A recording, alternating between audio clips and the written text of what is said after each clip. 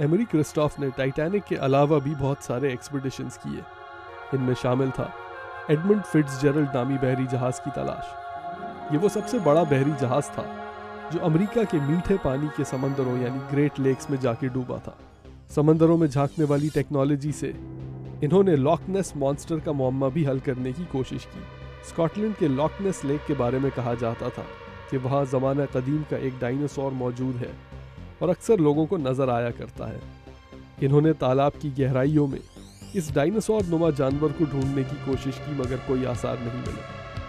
मगर इनकी तस्वीरों के पोर्टफोलियो में जो चीज़ सबसे ज़्यादा दिल दहला देने वाली थी वो थी गहराई में पाई जाने वाली बड़ी बड़ी शार्क मछलियाँ। इन शार्क्स को सबमरीन के ज़रिए उन गहराइयों में तलाश किया जा रहा था जहाँ पहले कभी नहीं पहुँचा जा सकता था। इन शार्क्स को कैमरे के करीब लाने के लिए इनको ऐसी चीज़ें समंदर में डालनी पड़ी जिन्हें शार्क मछलियाँ शौक से खाती थीं। Well, one of the things that I have found over the years works. एक चीज़ जो मैं इस मकसद के लिए इस्तेमाल करता आया हूँ वो है टूना मछली, यानी हर चीज़ टूना मछली खाना चाहती है।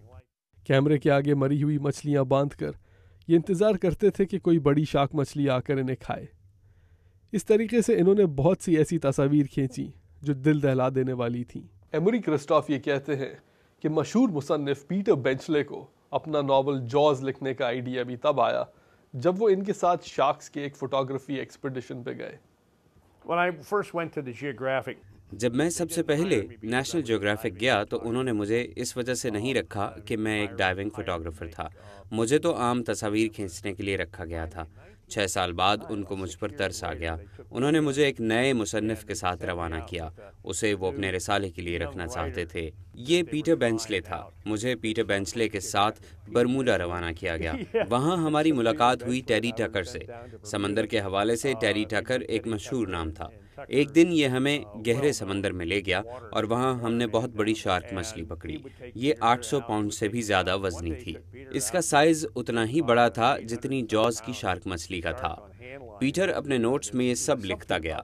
जब मैं बरमूडा से आया तो मेरे पास शार्क मछलियों की हैरत अंगेज तस्वीर थीं।